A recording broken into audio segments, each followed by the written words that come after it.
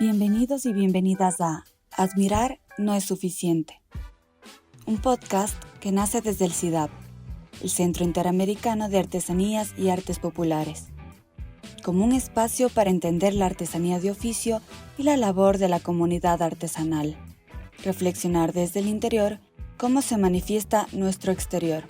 En esta edición especial Ardis 2024, realizada en conjunto con Radio UDA, tenemos invitados muy especiales que atravesaron el mundo para acompañarnos en nuestro programa. Hoy nos acompaña Paulo Ribeiro, arquitecto brasileño y fundador de Contemporánea y Le Département Intérieur. Paulo ha sido clave en promover la alta artesanía en España y en crear eventos como Joya Barcelona. Paulo nos hablará sobre lo que hemos denominado como una nueva historia. Modera María Gabriela Vázquez, directora del CIDAP. Gracias por acompañarnos.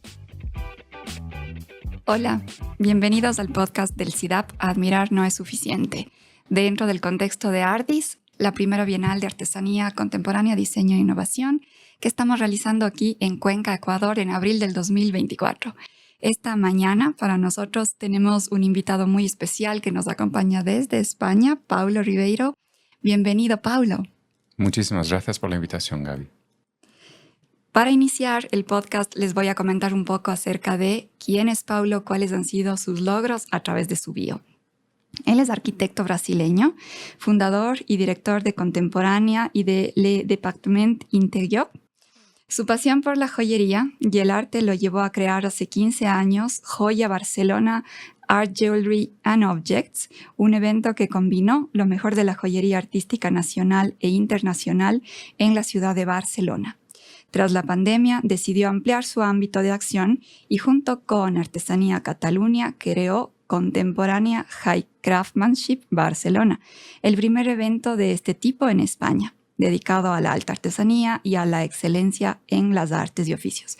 Además de su labor en el campo de la joyería y de las artes, en el 2007 Paulo creó la agencia creativa Le Département Intérieur. Esta agencia ha desarrollado proyectos en todo el mundo, trabajando con clientes privados, marcas internacionales e instituciones gubernamentales. Ribeiro es también un académico destacado, con una maestría y un doctorado de la Universidad Politécnica de Cataluña. Su trabajo y dedicación han contribuido significativamente al campo de la arquitectura, el diseño y la promoción de la artesanía de alta calidad en España y más allá. Increíble tu background, Paulo. Cuéntanos un poco sobre ti. Bienvenido. Muchas gracias. Pues mi background es arquitectura. Yo hice arquitectura en Brasil y cuando me gradué tuve la posibilidad de irme a hacer una maestría en Barcelona, en España. Y entonces a partir de ahí todo cambió.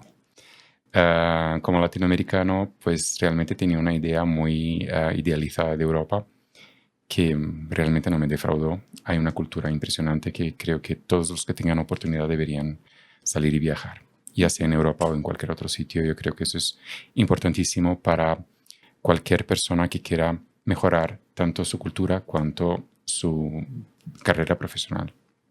Entonces, llegando en Barcelona, hice la maestría y empecé a trabajar en la Semana de la Moda de Barcelona, donde estuve 6 años. Y fue una gran escuela que, de cierta manera, paré un poquito con la arquitectura y empecé utilizando mi conocimiento de los espacios, pero en la moda. Entonces, esto fue mi primer cercanía entre disciplinas, que sería la moda y la arquitectura. Una vez se acabó el trabajo en la Semana de la Moda y empecé a crear mi propia agencia creativa, que se llama Le Département, y a partir de ahí posibilité el abanico de trabajar en diferentes áreas relacionando disciplinas, ya sea el arte, la moda o la artesanía, y la joyería conjuntamente con la arquitectura y la organización de eventos, ferias, pero también retomando la arquitectura y haciendo obras y reformas, porque en Europa se construye poco, pero se reforma muchísimo. Así es, acá también en Cuenca, en el Ecuador, tenemos muchísimo de restauración, de renovación de espacios antiguos que de una u otra forma terminan siendo restaurantes o espacios donde la gente va a compartir y que te propician un espacio estético muy agradable en donde las conversaciones y los van y vienen pues toman otro giro también. Absolutamente, y he tenido el privilegio de venir a Cuenca y estar con vosotros en este evento tan increíble que estáis montando aquí, que realmente es un privilegio para Ecuador y para Cuenca que hagáis algo tan importante y poder disfrutar de esos espacios y restaurantes y de lo poquito que he podido ver ha sido espectacular. Realmente hay una sensibilidad a la hora de la restauración y del el diseño de interiores aquí que se nota. Gracias Pablo por ello. ¿Qué pasa dentro del corazón de un arquitecto que decide un tiempo dejarlo, retoma a través de la moda, vinculando arquitectura y vinculando todas estas distintas disciplinas, entre comillas, si cabe el término, que tú nos acabas de mencionar? Es decir, dentro de Paulo como ser humano, ¿cómo efervescen esos sentimientos para creativamente ponerlos todos juntos? La curiosidad. Yo creo que aquí la curiosidad ha jugado un papel fundamental. Yo soy una persona que cuestiono mucho lo established, o sea, el establecido, y creo que hay muchas maneras de ver la misma cosa y tener muchas interpretaciones de la creatividad. La arquitectura, estudiar arquitectura o estudiar artes o estudiar cualquier otro tipo de oficio, te abre un abanico de posibilidades. O sea, no es blanco y negro. O sea, hay una cantidad de tonos y de colores infinita, la creatividad. Y la interdisciplinaridad también. Y eso es algo que las personas realmente tienen que estar abiertas y tienen que ser curiosas y querer conocer las demás disciplinas, porque al final la historia es fundamental. El conocer nuestro pasado, ya sea la historia de la arquitectura, la historia de la moda, la historia de la artesanía, la historia del diseño, la historia del arte, esto te enriquece y hace con que puedas tener una visión global a la hora de crear, ya sea un espacio o un objeto, y hacer con que puedas contar una historia desde tu conocimiento y que será tu historia, ¿no? Entonces estás haciendo historia a partir de tus conocimientos históricos. Entonces yo creo que esto fue lo que me motivó a hacer este intercambio entre disciplinas y actuar en diferentes áreas. Finalizábamos hace un momento una charla con el decano de la Facultad de Bellas Artes de la Universidad de Shanghái, el decano Jin Jambo, y él mencionaba lo que significa cruzar fronteras, esta transdisciplinaridad, esta interdisciplinaridad, y él llamaba lo transfronterizo. Entonces podíamos pensar que hablábamos de geografías, pero realmente él hablaba de esas distintas ramas y oficios artesanales que vienen cargadísimos de patrimonio cultural inmaterial, pero que se transforman y mutan para ser empleados en la actualidad. Y un poco a eso también va Ardis, esta bienal, que creo que se combina muy bien con lo que tú acabas de mencionar.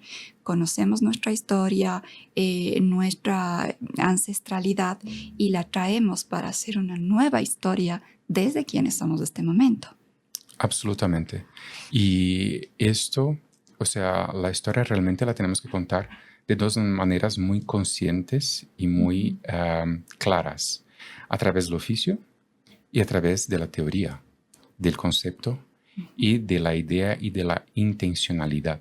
O sea, cuando creas un jarrón de cerámica, tienes que contarme algo de tu vida, de tu experiencia, de tus conocimientos, de tu tradición y de tus sentimientos y de tu entorno. Porque es algo que yo no puedo vivir tu vida, pero puedo leerla a través de un jarrón. Y esto es algo que para mí es súper interesante, venir a Ecuador y conocer la tradición, pero a la vez ya siendo aplicada de manera consciente en la artesanía contemporánea. Sí, fabuloso este tema de la intención y de la función. Hemos venido conversando últimamente de cuáles son esas convergencias y divergencias entre artes y artesanías. A la final hemos llegado a conclusiones de que en muchas ocasiones no existen diferencias y en otras simplemente cambia por lo que tú acabas de mencionar, la intención, la función. Lucas Zaragoza también nos comentaba acerca del entorno, ¿no? De que tienes que posicionarte en tu territorio para de ahí hablar y dejar ver lo que tú mencionas, tus sentimientos, tu historia, quién sois, de dónde provienes, etc. Y dentro de esto, Paulo, ¿tú cómo ves los retos a los que se enfrenta la comunidad artesanal? Sabiendo que efectivamente un objeto tiene su historia porque ya contiene estos conocimientos intergeneracionales, tiene un tipo de oficio, cerámica, vidrio, madera, fibras vegetales, etcétera. Pero muchas veces también lo idealizamos o está adorado o admirado, como es el nombre de este podcast, pero no es suficiente para que pueda seguir trascendiendo. ¿Cuáles piensas tú que son esos retos a los cuales se enfrenta la comunidad diariamente? Primero, uno tiene que entender qué produce. Es decir, tenemos que tener muy claro que cuando yo estoy haciendo una pieza, ¿qué tipo de artesanía estoy aplicando? ¿Una artesanía comercial? ¿Una artesanía de souvenir? ¿Una artesanía donde yo he hecho una colaboración con un diseñador y es una artesanía relacionada con el diseño? ¿O una artesanía que sería relacionada con el arte, que lo llamamos alta artesanía, artesanía de excelencia o artesanía contemporánea? Uh-huh. Esa es la primera conciencia a la hora de crear.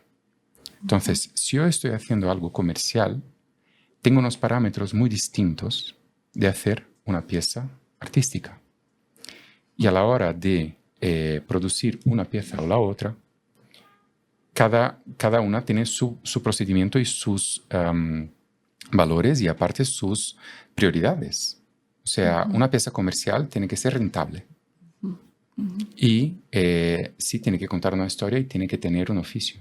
Pero una pieza artística, la rentabilidad quizás no es el punto más importante, y sino es cómo estás contando y estás experimentando y estás haciéndolo algo de manera original, que quizás vas a destacar por enseñar esta pieza artística y muchas veces vas a conseguir vender tu pieza comercial porque muchísima gente va a poder tener el poder adquisitivo de comprar tu pieza comercial, pero que también tú tienes tu pieza de pasarela, ¿no? Tu pieza artística, tu pieza que es única, la pieza de museo, ¿no? La pieza de una exposición relacionada con el arte, porque al final las pasarelas ¿para qué sirven? Para llamar la atención de manera creativa, pero al final lo que venden son ropas mucho más llevables, perfumes y gafas y bolsos. Entonces, pero llaman la atención lo llaman a través de la pasarela, y entonces la artesanía contemporánea tiene que ser nuestra pasarela, tiene que ser nuestro enfoque más creativo y más transgresor.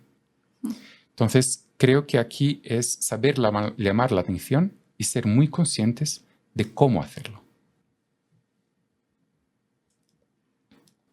Existe una constante que se ve dentro de, por ejemplo, el Festival de Artesanías de América. Como para poner un contexto muy ágil, para poder participar en este gran festival que tiene ya 22 ediciones, con la que haremos ahora en el 2024, se debe postular. Pero postulas con la mejor obra que tienes, la mejor pieza que tienes. Y enlazo esto con lo que tú acabas de decir, porque este festival, que recibe a 375,000 personas al año, es una catapulta para cerrar negocios de futuro y para vender también en ese momento. Pero tu pieza maestra, la llave para que puedas entrar al festival, es esta pieza de pasarela que tú estás mencionando. Y muchas veces eso no pasa, tal vez por temas de tiempo o alguien no pudo enviar su mejor obra y queda fuera. Entonces, la importancia de lo que tú estás diciendo es tan radical que tenemos que tomarla en cuenta, porque caso contrario, cuando no causas esa primera impresión, puedes quedar fuera directamente. Y puede que yo no me interese en leer tu historia y conocer tu trabajo, o simplemente ver una hoja en blanco porque he visto piezas comerciales hechas del mismo material y con la misma técnica miles y miles de veces. Cuando se enseña algo original y transgresor, es cuando realmente le llamas la atención. Que al final del día vivas de la parte comercial, pero ya llamaste la atención, ya captaste el cliente y seguramente tu cliente en el futuro puede hasta que te pida una pieza única, algo más especial. Porque ha entendido de que muchos pueden hacer piezas comerciales buenas, pero realmente los que transgriden y hacen algo especial y algo muy conceptual y algo, no tiene que ser académico, pero conceptual realmente, son los que realmente van a destacar y van a salir adelante con su artesanía sin estar tan preocupado en solamente vender sus piezas, y sino en cómo vender y cómo llamar la atención. Ahora, cuando hablamos de cómo llamar la atención, estamos dando por hecho que es un grupo de gente a la cual vamos a llegar. Pero, ¿cómo llegamos a las distintas generaciones? Es uno de los temas que hemos estado tratando en estos días, porque existen personas que ya son coleccionistas, que valoran, que entienden, que leen el concepto, o que simplemente dicen, no, esto es un hoja en blanco, ya lo he visto, no más. Pero ¿cómo llegar a la gente, tal vez a las generaciones actuales? Sabemos que TikTok vende muchísimo, llega muchísimo, pero eso no necesariamente va a hacer que las artesanías se vendan, que la artesanía contemporánea se venda. ¿Cómo miras tú esto? ¿Qué mecanismos crees que se pueden ir adoptando o simplemente se irá autoconstruyendo? Cuando empecé joya en el 2007, había un interés por la joyería contemporánea en Barcelona, pero el público era muy limitado o desconocía realmente lo que era la joyería contemporánea. Y los propios joyeros no sabían definir qué era joyería contemporánea, qué era joyería artesanal, qué era joyería comercial o qué era la alta joyería. Una vez eso esté muy bien definido dentro del sector, entonces hay una definición, un interés, un evento especializado o eventos especializados para cada tipo de sector y una educación hacia el público. Al final es el propio artesano o joyero que va a enseñar a sus clientes, mira, yo hago esto, pero también hago lo otro. Y esto es distinto y es más caro porque hay una experimentación, hay una fusión de materiales, hay un concepto. Igualmente puedes seguir comprando lo comercial, pero también tienes la opción de comprar mi joyería o mi artesanía artística. Entonces, claro, es a partir del propio creador esta educación. Nosotros podemos comunicar y enseñar en revistas y tal, pero cuando parte del propio creador que explica su obra y sabe definir cada parte de su propia obra, porque al final el creador, así como yo hago interdisciplinaridad con la moda, la arquitectura, el arte, el diseño, el propio creador tiene que saber muy bien las líneas de trabajo que tiene.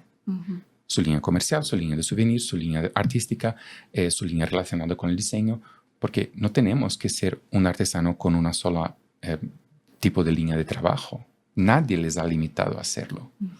Tenemos toda la libertad creativa para hacer lo que realmente queramos decir y contar, ¿no? Entonces, es absolutamente a partir de ellos. Cuando la última Joya Barcelona se hizo, eran 450 joyeros de más de 50 países, con un público de 100.000 personas, o sea, 6.000 personas, que eran un público que sabían exactamente lo que iban a ver en la feria, porque tenían la definición de joyería artística perfectamente clara y sabían lo que iban a venir a ver. Entonces, con Ardis, estoy segurísimo que con el tiempo va a pasar exactamente lo mismo. El público y los expositores de Ardis van a enseñar algo que no se podrá ver en ningún otro sitio de Cuenca o del Ecuador. Que así siga siendo, que así siga creciendo, porque claro, dar el primer paso tiene sus ventajas y sus limitaciones, pero nos encanta que esto pueda estar ocurriendo en Ecuador porque hay una cara fresca que buscamos mostrar y que queremos que propicie mayor movimiento y dimensión en la comunidad artesanal. Si está la intención y está el esfuerzo y el trabajo arduo, eso da resultados. mañana o pasado mañana. Excelente, me encanta. Chévere. Pablo, tú vas a dar esta tarde una charla sobre la artesanía artística, lo que se puede conocer como alta artesanía. Para quienes no van a poder asistir, cuéntanos un poco qué es eso. Ya hemos venido conversando de que tiene la técnica, de que tiene el concepto, todo ello, pero ¿cómo una pieza puede ser considerada que está dentro de un escalón o 2 o 3 escalones más en comparaciones de otras? Una pieza primero tiene que contar algo. Tiene que tener un concepto muy profundo, que no sea superficial, relacionado con el artista. Esto da una originalidad a la pieza que le pueden copiar la técnica y le pueden mejorar hasta su propia técnica. Pero ya no hablamos solamente de oficio. Hablamos de que el concepto personal y transgresor del artesano está totalmente vinculado y es evidente en la pieza. Pero evidente no formalmente. Es decir, yo voy a crear una flor. No tiene que ser una flor. Tiene que ser una flor hecha a través de los ojos del creador y su interpretación de la naturaleza, y no una copia de la naturaleza. Una vez hay esta transgresión y este lenguaje único creado por este artista o artesano, con la concepción técnica absolutamente excelente y de muchísima calidad, esta combinación entre la excelencia en el oficio y un concepto que realmente sea muy importante y que se vea reflejado, pero que a la vez dé una apertura de lectura al espectador y que pueda interpretar de su propia manera si esto es una flor o si es una hoja o si es un árbol. Realmente es una cosa que no lo tiene claro, porque es muy importante también dejar a la pieza en abierto para el propio espectador pueda hacer su propia lectura. Esto llega a ser una pieza de alta artesanía y tiene un valor muy intrínseco y muy simbólico de un tiempo específico, una persona específica, un local específico, ¿no? Es decir, entonces esto hace con que sea muy única la pieza y que realmente no se pueda repetir. Dentro de la cátedra de investigación artística que en un tiempo pude impartir, hacíamos análisis de obras con distintos modelos. Y uno de los modelos más directos era hacerle preguntas a la obra. ¿Quién te hizo? ¿De dónde vienes? ¿Con qué estás hecha? ¿Cómo llegaste aquí? ¿Cuál es tu valor económico? ¿Qué valores éticos o morales puedes aportar o puedes transgredir, ¿no? Y entonces yo pensaría que en base a lo que tú acabas de mencionar, al momento de formular una pieza de alta artesanía, podríamos empezar por esas preguntas para que el material nos diga en qué quiere ser transformado. Y esto puede sonar tal vez muy sui generis o muy metafísico, pero hemos venido viendo distintas o escuchando distintas ponencias que están volcándose hacia el respeto de la materia y cómo ésta se transforma a través del oficio. Del no tomar de la naturaleza algo que no se necesita, el no abastecernos de cosas que en un momento dado van a quedar en el olvido. Y entonces ser respetuosos con la materia y de alguna forma empezar a preguntarle qué quiere ser con mi historia personal es lo que nos puede ayudar a desarrollar esta pieza de alta artesanía. Absolutamente de acuerdo. Y el propio artesano tiene que pensar realmente que su entorno y su día a día tiene muchísima importancia a la hora de la creación. Que un artesano ecuatoriano que se inspire en China queda un poco desubicado, a no ser que haya adoptado una niña china. O alguna persona. Algo muy personal, pero tiene que ser algo personal. La inspiración del artesano tiene que ser algo que esté realmente vinculado a su día a día y a su percepción de la realidad, sus sus ilusiones, sus deseos, sus miedos y sus obsesiones. Porque esto hace con que realmente la autenticidad de lo que se está creando es importante. Porque yo, inspirarme en el barroco francés, y soy ecuatoriano, bueno, no sé, ¿vives en un edificio barroco francés? Bueno, si vives, entonces, claro, eso te influencia y te da un input diario. Pero si no es así, yo creo que pierde credibilidad o es muy difícil sostener el concepto simplemente por el hecho de que no hace parte de tu vida. Lo genuino. Exactamente, la autenticidad, lo genuino y lo original, ¿no? Es algo que es muy importante y he estado hablando desde que llegué aquí sobre la importancia de contar lo que uno lo vive en el día a día. He hablado con señoras tejedoras que son amas de casa y que son mujeres extremadamente fuertes y con mucha personalidad y que lo tiran todo hacia adelante porque tejen y porque se empoderan a través de la artesanía y ayudan en la casa y con su familia, y esto es maravilloso.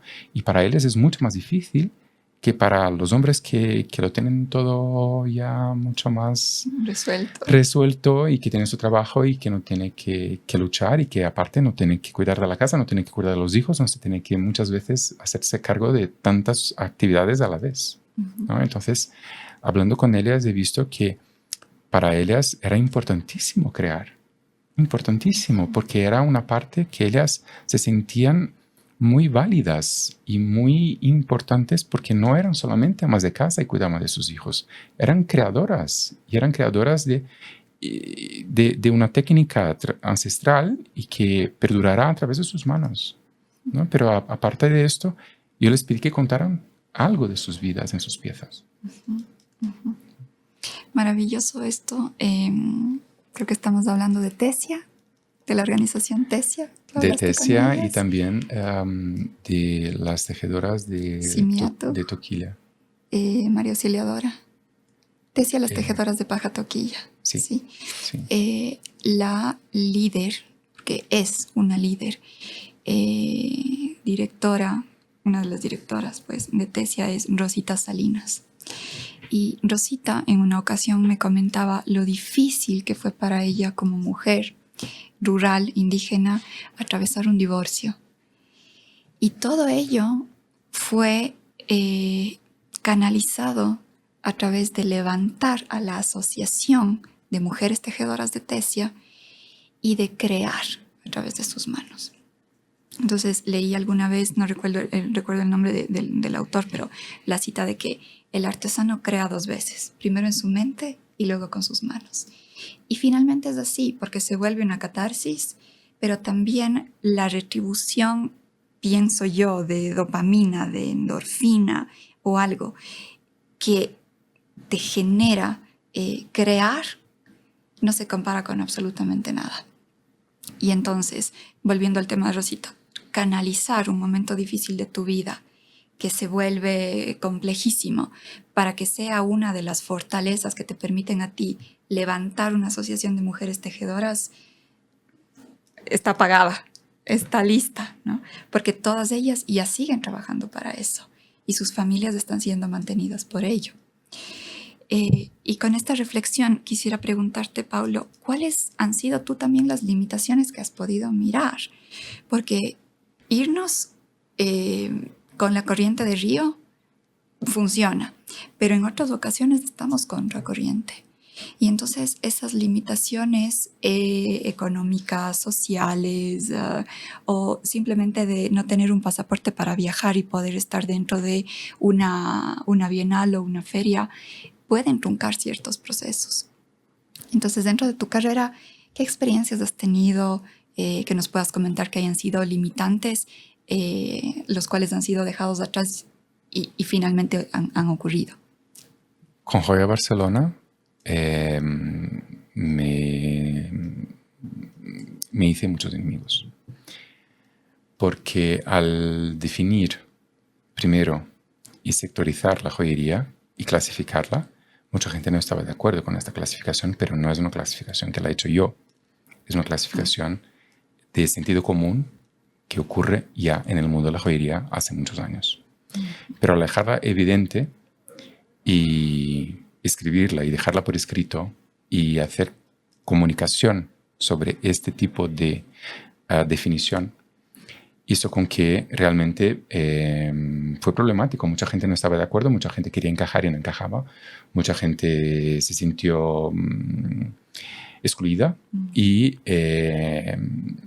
Pero después de unos años, cuando realmente vieron que esto no iba a cambiar, porque esto es así, no porque lo digo yo, sino porque este movimiento empezó en 1960 en Múnich y no va a cambiar, entendieron de que para encajar deberían realmente transgredir. Y una vez han hecho parte del evento.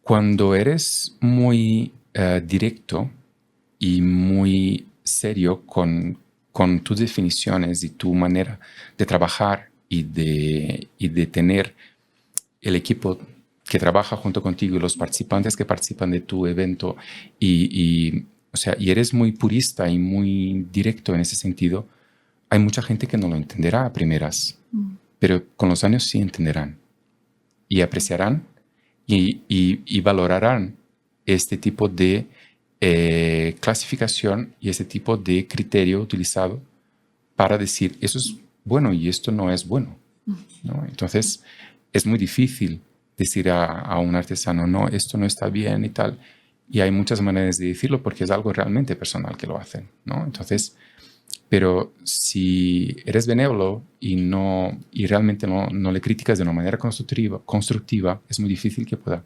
evolucionar como artista. Entonces, problemas tenemos teniendo muchísimos, pero con los años todo se ha ido encajando porque hemos sido muy auténticos y siempre teniendo el mismo discurso.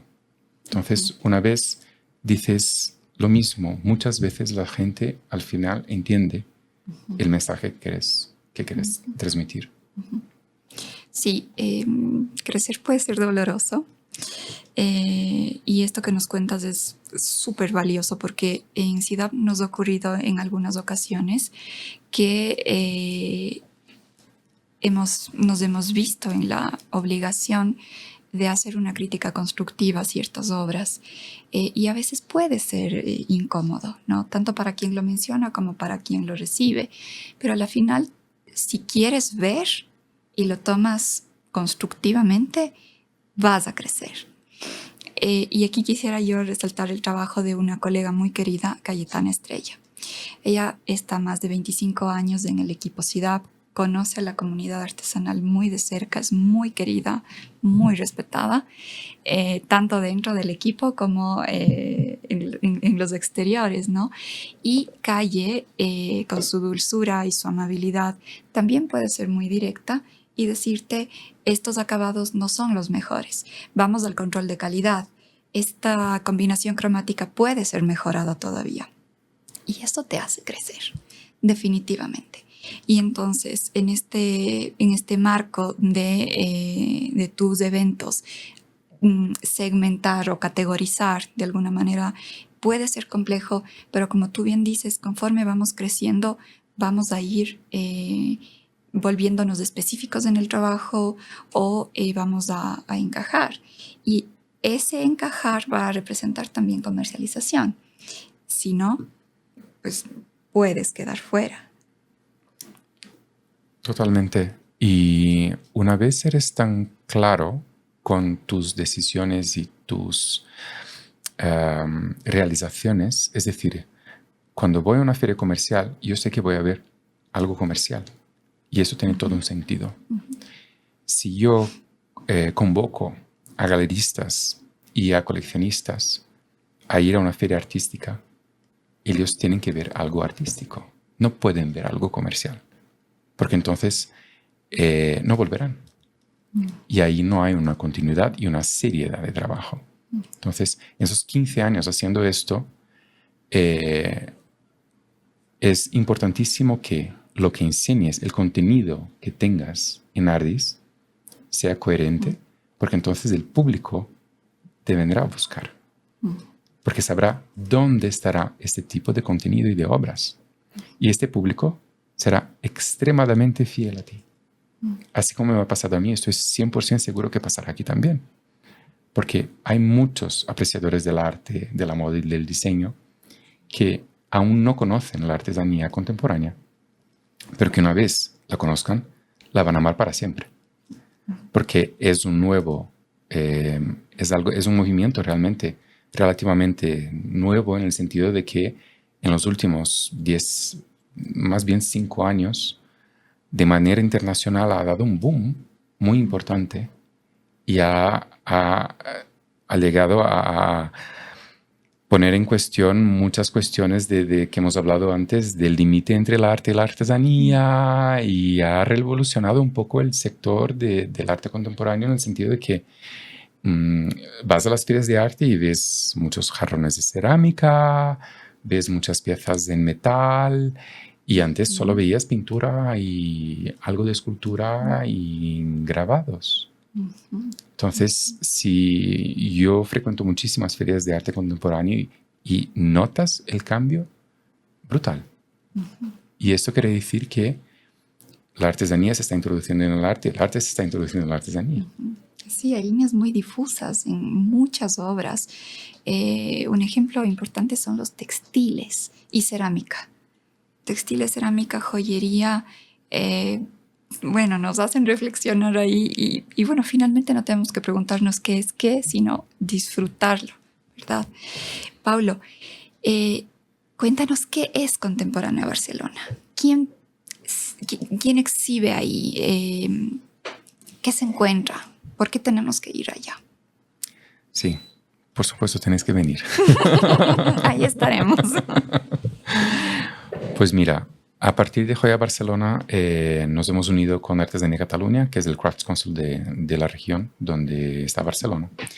Y hemos decidido crear una feria inspirada en Collect, en Londres, o en Révélation París. Inspirada en estas ferias, pero teniendo nuestra propia identidad, porque creo que es importantísimo que cada feria sí tenga su propia identidad para que no sea una copia. Hemos creado Contemporánea Barcelona, donde se ubica cada año en el Palacio Real de Barcelona, que es un edificio del siglo XIX, y son 3.000 metros cuadrados de pura alta artesanía. Ya hemos definido lo que es la alta artesanía, y a partir de esto yo he abierto una convocatoria para que artistas y artesanos individuales puedan participar, cosa que en otras ferias no ocurre. Aparte están los colectivos que pueden venir, como vino el año pasado un colectivo de Chile, excelente, y participó en la feria. También galerías hacen parte, vinieron galerías de Londres, galerías de Corea, galerías de misma España. Y por último, instituciones. El World Crafts Council de Europa hizo parte y tuvo un salón solamente para ellos, un espacio dedicado solamente al World Crafts Council, que trajo lo mejor de Europa. Pero también participó el World Crafts Council África, que vino con la selección, y diferentes instituciones, como puede ser el JORC, que es el Colegio de Joyeros de Cataluña, que vinieron con la selección de joyeros. O sea, esto es lo que vas a ver en Contemporánea, que es un boom creativo en la alta artesanía y que queremos seguir haciéndolo durante mucho tiempo, porque creemos en este tipo de manera de expresión, y hemos visto que hay un interés enorme tanto de expositores cuanto de público interesado. Los mismos galeristas americanos que venían a Joya siguen viniendo a Contemporánea. Fantástico. Porque saben que van a ver cosas de calidad del mundo entero. El primer Contemporáneo tuvo 180 expositores en el Palacio y 250 en diferentes puntos de Barcelona, como galerías y museos. Tuvimos una ruta off. Y las personas que venían de Nueva York, de Chicago o de Japón estaban encantadas, porque no solamente veían la joyería, sino que veían todas las artes de oficios, pero con el mismo nivel artístico y creativo que se presentaba en Joya. Entonces fue un cambio importante, a la vez muy difícil para nosotros, no ha sido fácil, pero de todo se aprende. Y de todo esto crecemos, ¿verdad? Les deseamos que sigan siendo muy exitosos. Esperamos estar allá como CIDAP a través de una delegación del Ecuador. Y te agradecemos enormemente, Paulo, por la invitación. Y yo no quisiera finalizar este podcast sin comentar que Paulo es uno de los integrantes del jurado del primer Salón Internacional de Artesanía Contemporánea acá en Ardis, y que nos ha dado un feedback extraordinario, no solamente con coachings personalizados para artesanas, sino que sus charlas y el juzgamiento constructivo y deconstructivo en buen sentido también de todas las obras, las piezas que has podido mirar. Vamos a saber hoy en la noche quién gana, y bueno, también esto contaremos a través de nuestras redes sociales. Te agradezco muchísimo, Paulo, por este tiempo, por este podcast, por compartir tu conocimiento y abrir tu corazón y tus experiencias para la comunidad artesanal a través de Admirar no es suficiente. Y también agradezco muchísimo a nuestro ángel guardián de TICS, que es Mateo, y también a Constanza, que es quien está siempre organizando los podcasts del CIDAP. Muchas gracias, Pablo. Gracias a vosotros, Gabriela. Ha sido un placer venir a Ecuador, conocer vuestro increíble trabajo, que estoy segurísimo que dará muchos frutos. Felicidades y muchas gracias. Gracias, Pablo. Esto fue Admirar no es suficiente. Un espacio de reflexión y entendimiento sobre el trabajo de la comunidad artesanal. Si te gustó, compártelo con tus amigos. Y si te interesa que hablemos de algún tema en específico sobre artesanía y arte popular, escríbenos en nuestras redes. Estaremos felices de construir este podcast contigo. Encuéntranos como CIDAP América. Muchas gracias y nos vemos en el próximo episodio.